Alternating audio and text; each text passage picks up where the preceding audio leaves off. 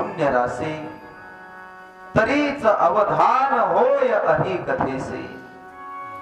जरी केली पुण्य रासे तरीच अवधान होय हरी कथेसे। येरवी ऐकता येरासे लागे बहु निद्रा। जन्मो जन्मी आम्ही बहु पुण्य केले तेव्हा या विठ्ठले कृपा केली। तेव्हा भगवान परमात्मा हा कृपा करतो आणि हा सत्संगाचा लाभ आपल्या जीवनामध्ये प्राप्त होतो। मायबाप जीवनामध्ये अनेक गोष्टी मिळतील परंतु सत्संग हा बहुत दुर्लभ आहे, फार दुर्लभ आहे। नाही म्हणून का आहे तरी सुद्धा अरे तो सत्संग असूनही सुद्धा तो दुर्लभ आहे। का तर तो पुण्याशिवाय मिळत नाही। अनेक जीव त्या सत्संगासाठी धावत जातात आणि अनेक जीव त्या सत्संगापासून दुरावल्याही जातात। का बरं? वेळ नाही म्हणून माणसं ओट्यावरती गप्पा करत बसतील पण सत्संगामध्ये त्यांना यावंसं वाटत नाही। आपल्याला असं वाटतं सगळ्यांनी यावं, सगळ्यांनी त्याचा लाभ घ्यावा, लुटावा। आणि संतांचं तरी काय ध्येय आहे? व्यासांनी तरी हे भागवत कशासाठी निर्माण केलेलं आहे की अनेक जीवांचं दुःख त्यांच्या डोळ्यासमोर पाहायला जात नव्हतं म्हणून तर त्यांनी या ग्रंथाची निर्मिती केली की या जीवाचं दुःख समाप्त झालं पाहिजे। जीवाचं दुःख समाप्त होण्यासाठी निर्मिती केली भागवताची, परंतु ही तरी सुद्धा जीव त्या भागवतापर्यंत पोहोचत नाही। तर या जीवांचं दुःख संपेल तरी कसं? मानवाला दुःख नको, जीवाला दुःख नको। मज लागे दुःख भावे ऐसे कोणी भावे ना जीवे। मला दुःख झालं पाहिजे असं कोणाला आवडतं का? असं आवडतं नाही ना। प्रत्येकाला असं वाटतं की माझ्या जीवनातलं दुःख निघून गेलं पाहिजे। त्या दुःख निघून जाण्यासाठी तर सगळे लोक पंडित मिश्रांचं ऐकण्यासाठी मालेगावला सगळी गर्दी झाली होती। एक लोटा जल सर्व समस्या का हाल, एक लोटा। मला सांगा तेवढ्यासाठी माणसं करतात ना, पण तरीही सुद्धा काही लोक तांब्या भरून नेत असताना त्यांना लाज वाटते। लोक काय म्हणते, लोक काय म्हणते। सबसे बड़ा रोग तो यही है, सब जगत को यही रोग हुआ। कौन सा? क्या कहेंगे लोग, ये सबसे बड़ा रोग है। लोक काय म्हणतील, आम्हाला हे शोभत का? आपल्याला कोणी बघणार तर नाही ना। संत सांगताना सांगतात परंतु जीवाला मात्र ते करत असताना अनेक लाज वाटेल। कोणाला कशाचं निमित्त होईल, कोणाला कशाचं निमित्त होईल, पण त्या सत्संगापर्यंत पोहोचणार नाही। पोहोचला तरी सुद्धा त्या सत्संगामध्ये गेल्यानंतर, सत्संग केल्यानंतर सताची संगती केल्यापेक्षा असताची संगती तो करेल। आणि जोपर्यंत असत संगती आहे, असत्याची संगती आहे, जोपर्यंत सत्याची संगती होत नाही तोपर्यंत या जीवाला सुख होत नाही, तोपर्यंत जीवाला सुख होत नाही। परंतु मनुष्य सत्याची संगती करत असताना असत्याचा त्याग करत नाही। जोपर्यंत असत्याचा त्याग नाही तोपर्यंत जीवनामधल्या दुःखाची निवृत्ती नाही। जीवनामधल्या दुःखाची निवृत्ती व्हावी असं वाटत असेल तर पहिले निषिद्ध जे आहे त्याचा त्याग झाला पाहिजे, नंतर विहिताचा त्या ठिकाणी आचार झाला पाहिजे. विहित आहे सत्याची संगती आणि निषिद्ध आहे असत्याची संगती. निषिद्ध सोडून द्या आणि विहिताचा स्वीकार करा. जीवनामध्ये अत्यंत दुःखाची निवृत्ती आणि परमानंदाची प्राप्ती झाल्याशिवाय राहणार नाही. ती प्राप्ती होईल, परंतु ती प्राप्ती होण्याच्या ऐवजी आमच्या जीवनामध्ये जे नको तेच मिळते, जे दुःख नको ते मिळते. आम्हाला नको आहे ते दुःख, हवा आहे ते सुख, परंतु ते सुख मात्र आमच्या जीवनामध्ये मिळेलच सांगता येत नाही. महाराज म्हणतात ना, सर्व सुखाची आशा जन्म गेला, सर्व सुखाची आशा जन्म गेला, क्षणमुक्ती यज्ञ नाही केला, हिंडता दिशाशी न पावला, हिंडता दिशाशी न पावला, माया वेष्टीला जीव माझा, माझे स्वहित नेनती कोणी, काहीच न करती मज वाचोनी, सज्जन तव सुखाची मांडणी, नेनती कोणी आदि अंत, कोणी नेनती आदि अंत, सज्जन तव मांडणी सुखाची, माझे सोहित नेनती कोणी, काहीच न करती मज वाचोनी. माझं सोयीत मात्र कोणी समजत नाही, कोणी सांगत नाही, कोणी करत नाही. आणि स्वहित करण्यासाठी संगती आहे साधूची, स्वहिता कारणे संगती साधूची, परंतु ती संगती घडण्यासाठी अनेक जन्माची पुण्य आहे. ती पुण्याई जर कमी पडत असेल, ती पुण्य जर कमी पडत असेल, तर जीवनामध्ये त्याचा क्षम होत नाही. आला योग सत्संगाचा, परंतु क्षम घडला पाहिजे, क्षम घडला पाहिजे. क्षम म्हणजे ते टिकून राहिलं पाहिजे. एखाद्याला लॉटरी मिळाली, योग आला, परंतु योग आल्यानंतर त्याचा क्षम होणं गरजेचं आहे. मिळाल्या लॉटरीचे पैसे चोरानं नेऊ नये, कोण आम्हाला लुटू नये, हरवू नये, नव्हे तर ते कुठेही खर्च होऊ नये, त्याचा क्षम होणं गरजेचं आहे. तसा सत्संग आमच्या जीवनामध्ये प्राप्त झाला, हे आमच्या जीवनातला योग आहे, योग. पण तो योग मात्र आमचा टिकून राहावा, याच्यासाठी अनेक जन्माची पुण्याई पाहिजे. आणि ती पुण्याई मात्र सर्व क्षत्र खरजई गावातल्या मंडळींची आहे. म्हणून तर या भागवताच्या सर्वनाच्या संगतीची, सत्संगाची आपल्या जीवनामध्ये ही लगन लागलेली आहे. हे खरं पुण्य आहे आपल्या जीवनात.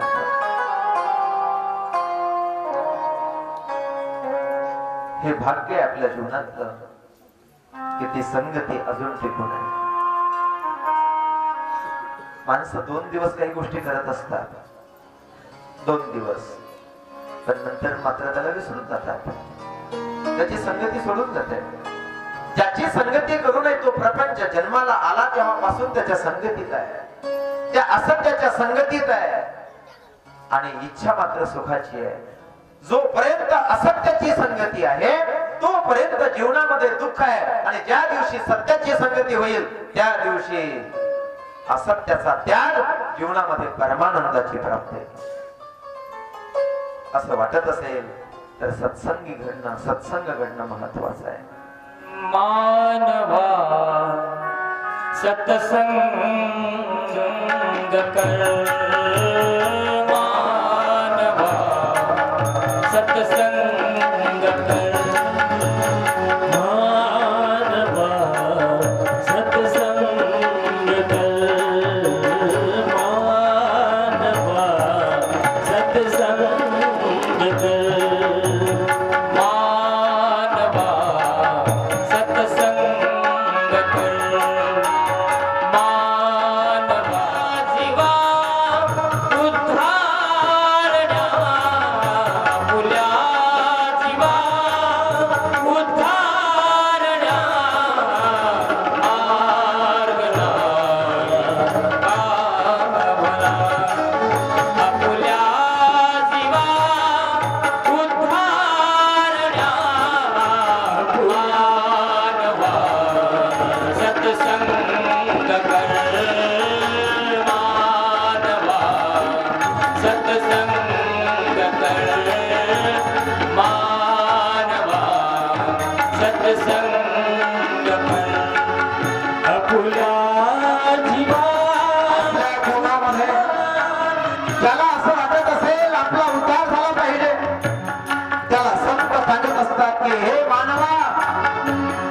तुल्या जीवा उद्धारण्या तुल्या जीवा उद्धारण्या मानवा सत्संग मानवा मानवा सत्संग कर मानवा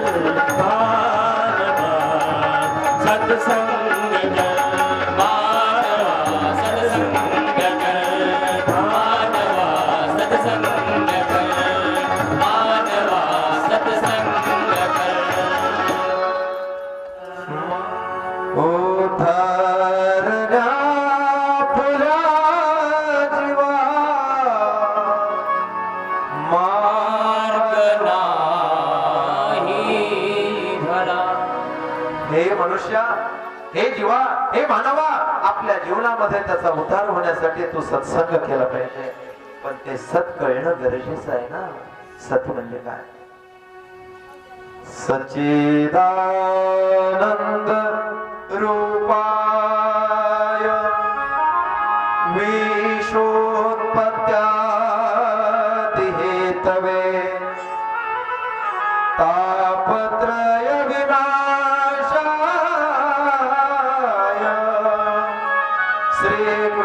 श्रीकृष्णाय वयं नुमा तुझ्या जीवनाचा उद्धार व्हावा असं वाटत असेल तर त्याच्यासाठी तू सत्संग केला पाहिजे. ते या जगतातलं सत्य काय आहे? सच्चिदानंद रूपाय विश्वोत्पत्त्यादि हेतवे तापत्रय विनाशाय श्रीकृष्णाय वयं नमः. श्रीकृष्णाय वयं नमः. श्रीकृष्णाय वयं नुमः सत, ते सत या जगतातलं आहे की जे प्रकाश रूपाने ते या जगतातलं सत्य आहे,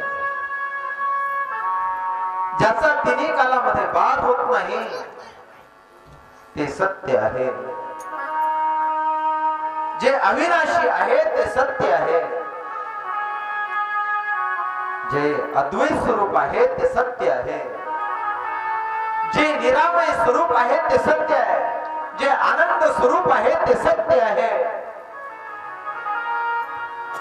ते सत्य आपल्या जीवनामध्ये ते कळणं गरजेचं आहे. ते सत्य चित स्वरूप आहे. सत्यच आहे ते प्रकाश स्वरूप आहे की ज्या प्रकाशाने आपल्या स्वरूपाची आपल्याला ओळख होते, त्या चित स्वरूपाची ओळख होते. जीवनामध्ये ते चित आपल्याला दृश्य पदार्थ दाखवणारे अनेक आहेत, परंतु अदृश्य पदार्थ दाखवणारा, अदृश्य वस्तू दाखवणारा ते चित आहे. रवी दीप हिरा दाविती देखने अदृश्य दर्शने संताचे या. ज्यांच्या माध्यमातून ते अदृश्य दर्शन प्राप्त होत ते चित आहे, तो प्रकाश आहे. जे नित्य स्वरूप आहे ते आमचं आनंद रूप आहे. असं आहे तरी कोणतं? सच्चिदानंद रूपाय विश्वोत्पत्त्यादि हेतवे तापत्रय विनाशाय श्रीकृष्णाय वयं नमः. सत्स्वरूप प्रकाश स्वरूप आनंद स्वरूप श्री कृष्णाय वयं नुमः. सत्य हे प्रगट आहे, चित हे मौन आहे आणि आनंदावरती आवरण आहे. सत प्रगट आहे, चित मौन आहे आणि आनंदावरती मात्र आवरण आहे. ज्या वेळेला संतांची संगती होते त्यावेळेला जे आवरण आहे त्या आवरणाचा दोष मुक्त होतो, आवरण नष्ट होत आणि त्या आनंदाची आम्हाला अनुभूती नवे नवे तो आनंद स्वरूपच बनतो, तो चित स्वरूपच बनतो, नवे नवे तो सत स्वरूपच बनतो. हे आमच्या जीवनामध्ये घडण्यासाठी आम्हाला ते सत कळणं गरजेचं आहे. असं सत्य या जगतातलं मात्र ते आहे. सत्यच आहे राम प्रभू आणि सत्यच गोविंद. सत्यच आहे राम प्रभू आणि सत्यच गोविंद. सत्यच आहे राम प्रभू आणि सत्यच गोविंद. सत्यच आहे राम प्रभू आणि सत्यच गोविंद. सत्यच आहे राम प्रभू आणि सत्यच गोविंद. सत्यच आहे राम प्रभू आणि सत्यच गोविंद. सत्यच आहे राम हे सर्व देव हे सत्यच आहे असा गळे छंद. सत्यच आहे राम प्रभू आणि सत्यच गोविंद. सत्यच आहे राम प्रभू आणि सत्यच गोविंद. सत्यच आहे राम प्रभू आणि सत्यच गोविंद. सत्यच आहे राम प्रभू आणि सत्यच गोविंद. जो आनंद स्वरूप आहे त्यांना श्री कृष्णाय वयं नमः. समष्टी त्याला नमस्कार आहे. म्हणून भागवत जो हा ग्रंथ आहे तो समष्टी चिंतना करीत आहे, तो वेष्टी नाही. वयं नमः. प्रेम संपादन करण्यासाठी आत्म स्वरूपाची गरज आहे. त्याच्यासाठी आपला संबंध असणं गरजेचं आहे. म्हणून समष्टी या ठिकाणी व्यासांनी केलेलं नमन आहे आणि हे नमन आपल्या जीवनामध्ये प्रेम संपादन करणारा आहे. हा प्रेम संपादन करणारा ग्रंथ आहे आणि जिथे प्रेम आहे तिथे कंठी प्रेम दाटे, नयनी नीर लोटे, हृदयी प्रगटे राम रूप. कंठी प्रेम दाटे, नयनी नीर लोटे. हा ग्रंथ साक्षात प्रेम स्वरूप आहे. म्हणून तर भगवान परमात्मा म्हणतात की तो जो कोणी याला गात असताना ऐकत असताना मम गुण गावत पुलक शरीरा, गत गत गेरा नयन बहनीरा. मम गुण गावत पुलक शरीरा, गद गद गेरा नयन बहनीरा. मम गुण गावत पुलक शरीरा, गद गद गेरा नयन बहनीरा. नयन बहनीरा.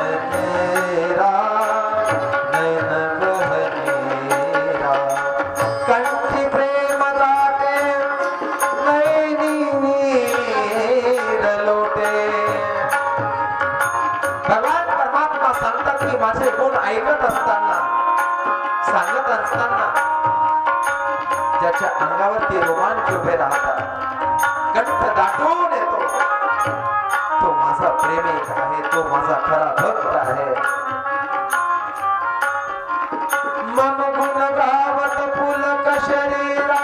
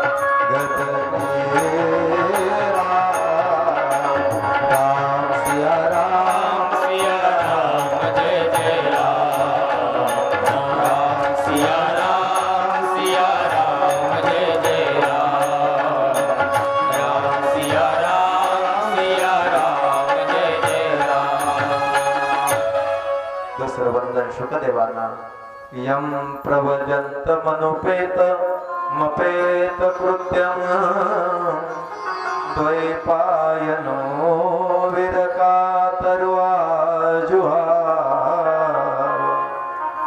पुत्रेति तन्मयतया तरभूभिनेदो स्तं सर्वभूतहृदयम् मुनिमानतोस्मि. भोले शुकदेव जी महाराज की जय. श्री गणेशाय नमः. श्री सरस्वती नमो नमः. श्री गुरुभ्यो नमः. नैमिष्य अरण्यामध्ये 88,000 ऋषी 88,000 ऋषी एकत्र आले. संत एकांती बैसले सर्व सिद्धांत शोधिले. 88,000 ऋषी एकत्र आले आणि भगवान परमात्म्याच्या गुणाची लीलाची त्या ठिकाणी विचार विनिमय कथा चालू होती. त्याच वेळेला एक दिवस सुतजी महाराज त्या नैमिष्य अरण्यामध्ये पोहोचले. सर्वांना आनंद झाला की सुतजी महाराज येतात. सुतजी महाराज आले. सुतजी महाराजांचं स्वागत केलं आणि आसनावरती बसवलं आणि सुतजी महाराजांना हात जोडून सर्व संत प्रतिनिधित्व म्हणून शौनकांनी नमस्कार केला. ज्ञानध्वंस विध्वंस कोटि सूर्य समप्रभ सुताख्या हि कथा सारं मम कर्णरसायनम्. आपण अज्ञान रूपी अंधकारातून आम्हाला काढणारे आहात. आम्ही आपल्याला नमस्कार करतो. शौनक ऋषींनी सुतदेवांना सर्वांचं प्रतिनिधित्व म्हणून नमस्कार केला आणि आसनावरती बसवून अनुमती घेतली. आम्हाला काही प्रश्न करण्याची अनुमती आहे का? त्यावेळेला सुतजी महाराज शौनक ऋषींना बोलले, एक तर आपल्या जीवनामध्ये काही दुःख नाही, दुःख आलं तर आपण कधी दुःखाला दुःख समजलं नाही, तर मग आपल्याला प्रश्न विचारण्याची गरज तरी कशी पडली? प्रश्न विचारण्याचं आपल्याला कारण तरी काय? त्यावेळेला शौनक ऋषी बोलले, इह घोरो क्लोप्रायो जीवश्चासुरसतां गतः क्लेशाक्रान्तस्य तस्यैव शोधने किं परायणम् इह घोरो क्लोप्रायो जीवश्चासमसदाङ्गतः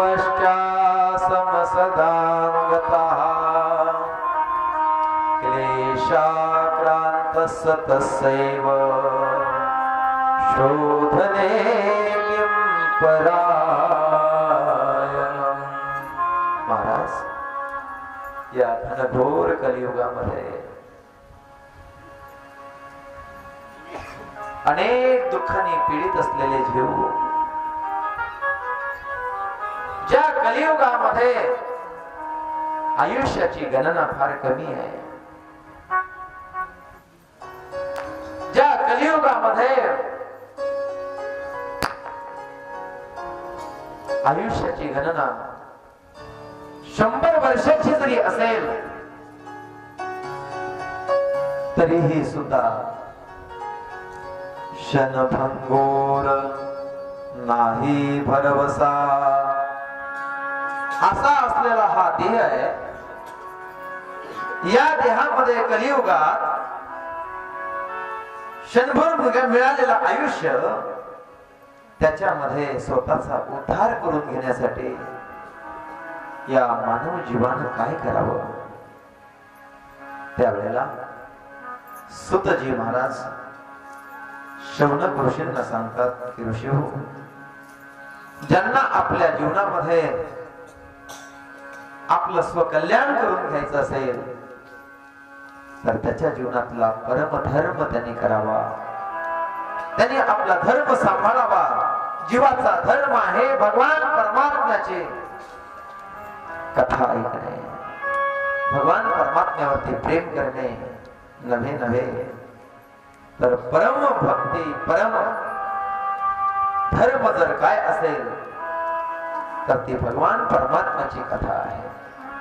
जी कथा नारायणाने ब्रह्मदेवाला सांगितली, जी ब्रह्मदेवाने नारदाला सांगितली, जी नारदाने आपल्या जीवनामध्ये असंतुष्ट असलेले, ज्यांचं चित्त विचलित झालेलं होतं, असंतोष जीवनात प्राप्त झालेला होता, असे असलेले नमस्तुते व्यास विशाल बुद्धे फुलारविंदाय यदपत्र नेत्र येन त्वया भारतैलपूर्णा प्रज्वलितो ज्ञानमय प्रदीपः। ज्यांनी आपल्या जीवनामध्ये 17 पुराणाची निर्मिती केली, ज्यांचं वर्णन करत असताना नमस्तुते व्यास विशाल बुद्धे, ज्यांची बुद्धी विशाल आहे असे व्यास महाराज, परंतु एवढी ग्रंथ संपदा निर्माण केल्यानंतरही सुद्धा ज्यांचं मन अस्थिर होत, असंतुष्ट होत, अशांच्या जीवनामध्ये संतुष्टता प्राप्त होण्यासाठी नारदाने ज्या भागवत महापुराणाचा उपदेश केला, ते भागवत महापुराण शुकदेवाने परीक्षित राजाला सांगितलं. ब्रह्मदेवाने नारदाकडून चतुश्लोकी भागवताचा उपदेश, परंतु सप्ताह पद्धतीनं नारदाने सनत कुमाराकडून ही कथा ऐकली. त्यावेळेला सुतजी महाराजांचा ऐकल्याबरोबर शौनकाने प्रश्न केला, आम्ही तर असं ऐकलं नारद मुनी एका जागेवर बसत नाहीत आणि सनत कुमार फिरत नाहीत, मग ही सप्ताह पद्धतीची कथा 7 दिवसाची कथा घडली तरी कशी? कारण नारद एका जागेवर थांबत नाहीत आणि सनत कुमार फिरत नाही, मग ही 7 दिवसाची कथा सप्ताह पद्धतीचं अनुष्ठान या ठिकाणी घडलं तरी कसं? त्यावेळेला सुतजी महाराज शौनक ऋषींना घडलेला इतिहास सांगतात. एक वेळेला नारद मुनी भक्तीचा प्रचार प्रसार करत भगवंताच्या नामाचा आश्रय घेत या तिन्ही लोकांमध्ये भ्रमण करत होते. श्रीमन्नारायण नारायण श्रीमन्नारायण नारायण नारायण नारायण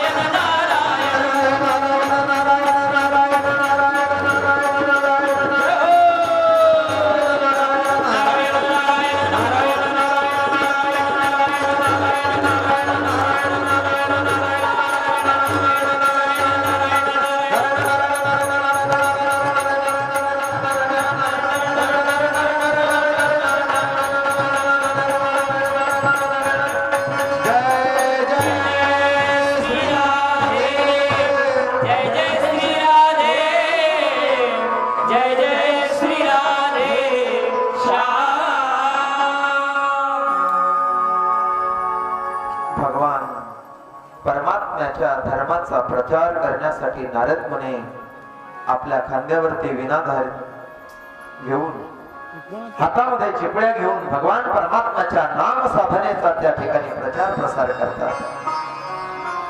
परंतु तिन्ही लोकांमध्ये भ्रमण करत असताना नारद मुनी कधी वैकुंठामध्ये तर कधी कैलासामध्ये तर कधी मृत्यू लोकामध्ये तर कधी नारद मुनी पाताळामध्ये सुद्धा या भक्तीचा प्रचार प्रसार करण्यासाठी नारदांचं ती हातात घेतलेली विना चिपळ्या नारद मुनी भक्ती प्रचार प्रसार करत होते. परंतु मन लागत नव्हतं. मन लागत नव्हतं. मृत्यू लोकांमध्ये फिरत असताना समाधान वाटत नव्हतं. म्हणून नारद मुनी या क्षेत्रामधून त्या क्षेत्रामध्ये त्या क्षेत्रामधून त्या क्षेत्रामध्ये त्या क्षेत्रामधून त्या क्षेत्रामध्ये फिरत होते. परंतु पाहिजे तसा भक्ती प्रचार प्रसार होत नव्हता. आता कार्यक्रमाला गर्दी वाढली पण भक्ती नाही. भक्ती नाही. गर्दी दिसत असताना खूप आहे पण ती गर्दी कोणासाठी? देवासाठी आहे का अजून कशासाठी आहे माहितच नाही. मला सांगा, खरंच सांगा, मालेगावला जेवढे भक्त लोक जर असते, जर सगळे भक्तच असते तर ही मृत्यू लोकांमधली जी पृथ्वी आहे ते भगवंताच्या नामाने दुमदुमली असते का नाही? चला बोला. ज्या अर्थी ती दुमदुमलेली दिसत नाही त्या अर्थी ती भक्तांची गर्दी नाही. मग ती गर्दी कोणाची आहे? काही हौशी असतील, काही गौशी असतील, काही नवशी असतील.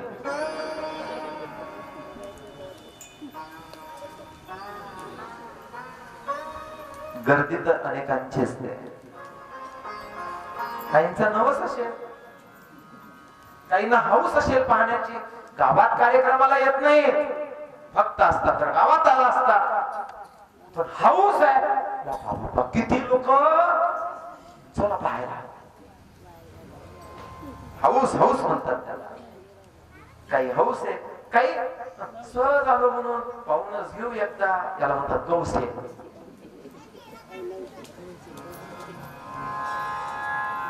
ही गर्दी आहे, गर्दी. पण जीवनामधली ती गर्दी नाही. तसं अनेक ठिकाणी गर्दी दिसते परंतु भक्तीचा प्रचार प्रसार मात्र पाहिजे तसं नाही. आणि संतांना बाह्य परिस्थिती आवडत नाही. संतांना जी आवडते ती आंतरिक भक्ती आवडते. जोपर्यंत भक्तीचा प्रचार प्रसार खरा होत नाही तोपर्यंत संत मात्र एका जागेवरती शांत थांबत नाही. तसं तर नारद मुनीच आहे. नारद मुनी फिरत असताना संत महात्मे सांगतात ना, आम्ही वैकुंठवासी आलो याची कारणासी. आम्ही वैकुंठवासी आलो याची कारणासी. वैकुंठवासी आलो याच कारणासी. आम्ही वैकुंठवासी आलो याच कारणासी. वैकुंठवासी आम्ही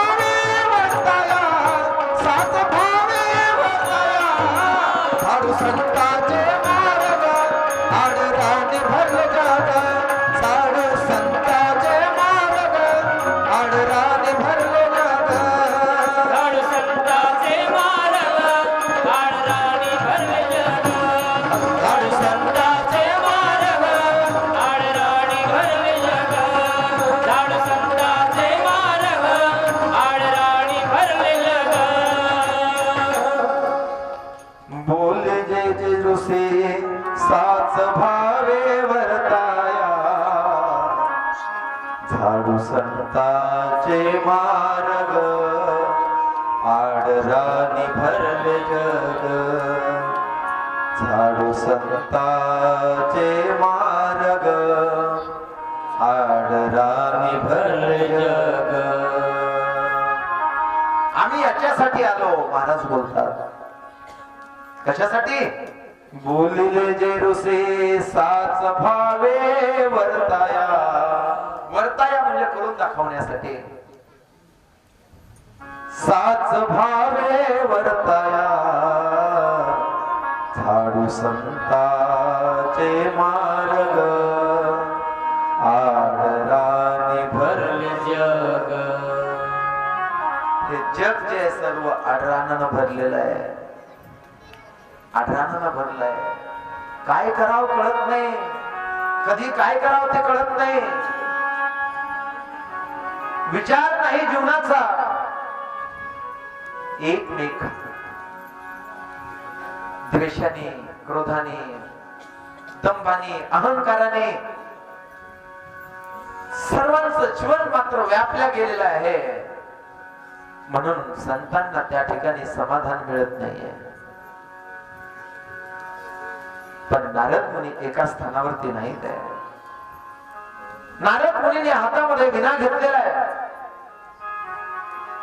आणि भ्रमती चालू आहे. भ्रमती भ्रमती नित्य भ्रमण आहे. आणि भ्रमण करता करता घडलेला इतिहास सूतजी महाराज शौनक ऋषींना सांगतात. एक दिवस नारद मुनी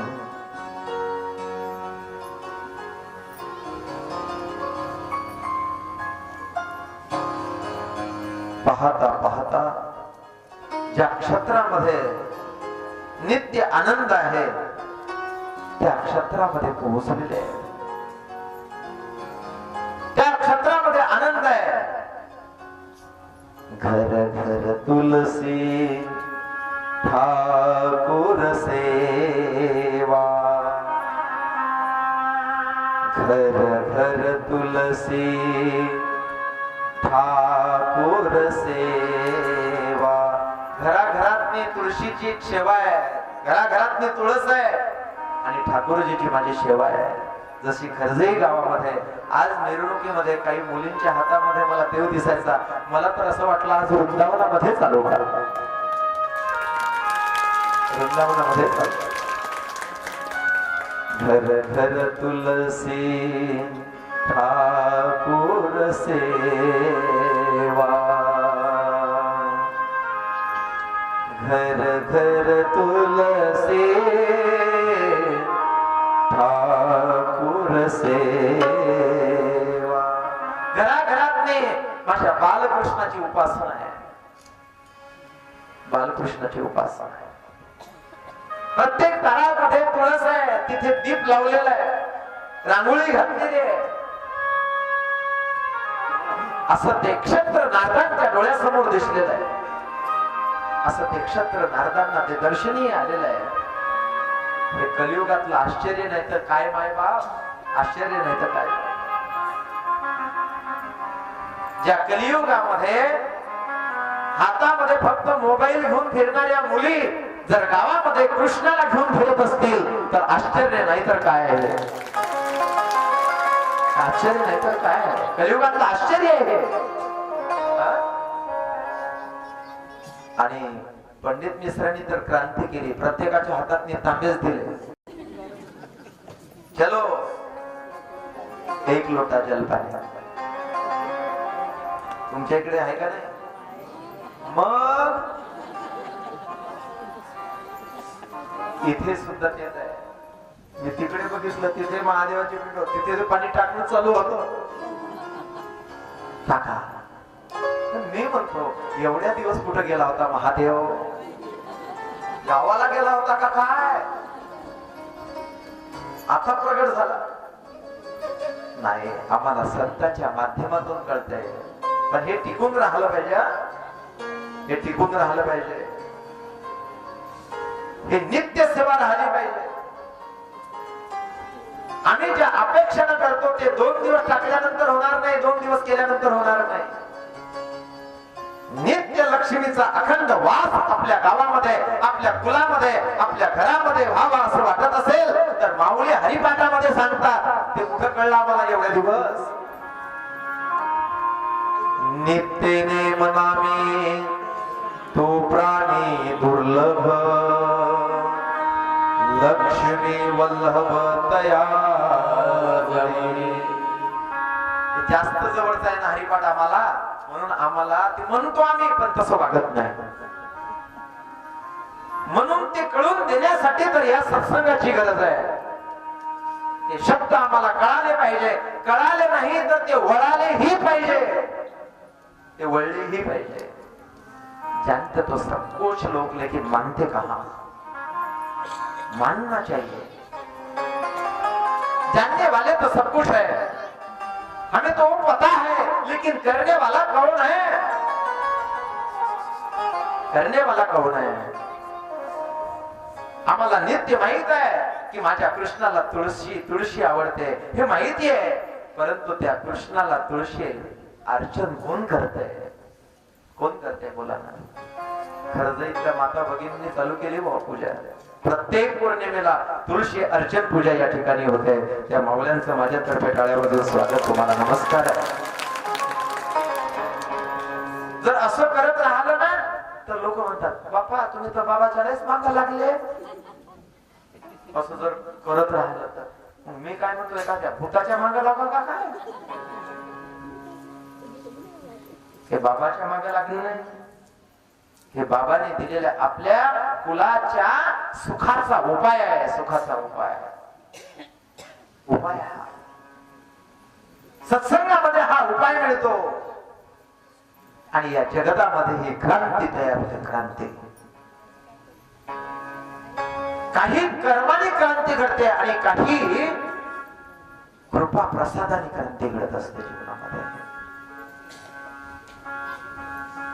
सगळ्यात जवळचं कोण आहे मला सांगा. सगळ्यात जवळचं कोण आहे माणसाला. तुम्हाला सगळ्यात जवळचं कोण आहे. जवळ बाई बसून आहे. विचार करून सांगा.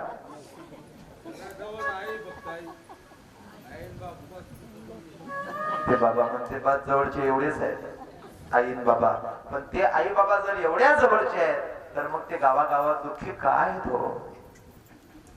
का दुःखी आहे. किती लोकांना कळाले एवढ्या जवळचे आहेत म्हणून. चला मला सांगा, शास्त्र असं सांगते की माणसाला पुत्रापेक्षा जवळचं कोणीच नाही. मायबापालाही विचारत नाही माणूस पुत्र झाल्यावर. बाईला सगळ्यात जवळचं कोण आहे. चला बोला कोण आहे जवळचं सगळ्यात. सासू सासरे. कोण आहे जवळचं.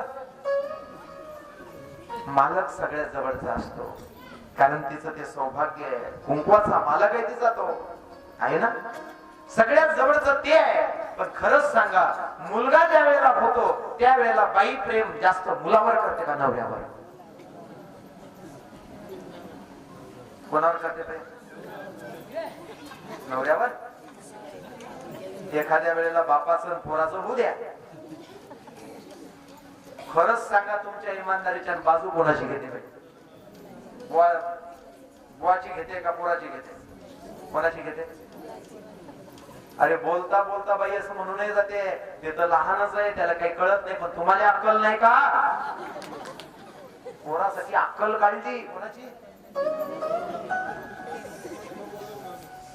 प्रेमानच काढते तसं काय. पण काढले का नाही. तो तर लहान आहे, त्याला काही कळतच नाही. पण तुम्ही झाले नाही एवढे मोठे थोडं नाही. तुम्हाला जर अशी नाही का. तुम्हाला कळू नाही का. बाई बोलते. खरं सांगा आता प्रेम कोणाचं आहे. आता कोणावर जास्त प्रेम आहे बाई. कोणावर आहे. बोलत असताना जरी मुलाची बाजू असेल तरी पतीवरती प्रेम आहे. कारण त्याच्यापेक्षा जवळचं तिला कोणीच नाही. त्याचं जे जे आहे ते सगळं ती स्वीकारते.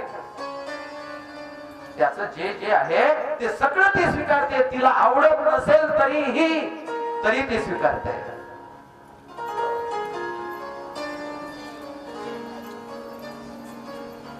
का तर तो तिच्या जवळचा आहे. तसा माणसाला सगळ्यात जवळचा कोण असेल तर तो पुत्र आहे. शास्त्र सांगते त्याला आत्मज म्हणतात. आत्मज आत्मज आत्मज. मुलासाठी माणसं काही करतात. काय करत नाही? मुलासाठी काय करत नाही? काहीही करतात माणसं, काहीही करतात. कारण तो आत्मज आहे. आत्मज आत्मज म्हणजे स्वतःचं स्वरूप आहे. स्वतःचं स्वरूप आत्मज आहे. मग मला सांगा, एवढं जवळचं आता या जगतातले कोणी आहे का?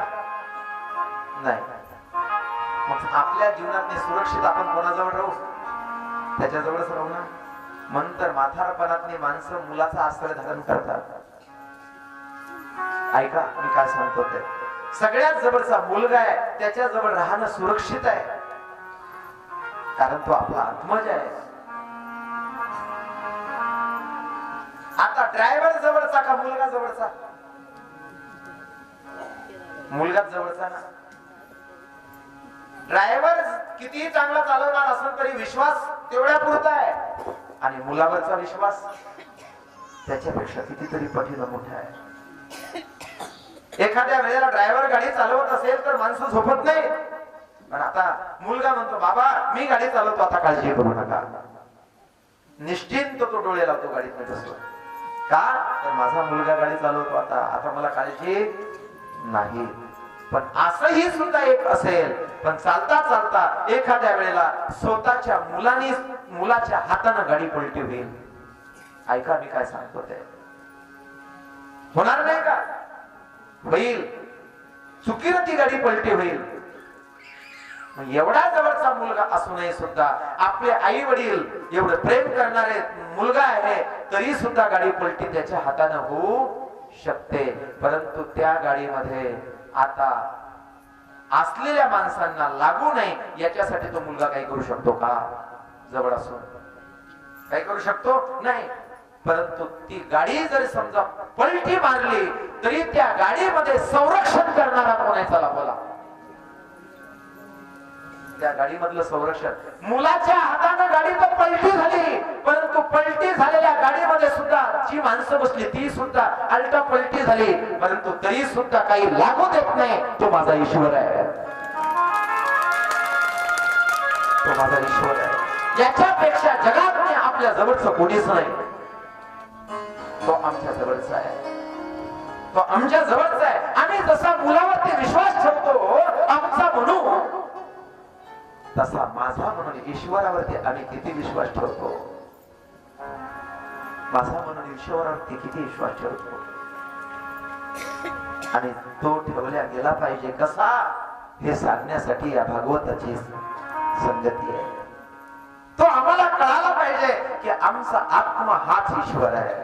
हम तुम्हारे थे प्रभु रे, हम तुम्हारे हैं, हम तुम्हारे ही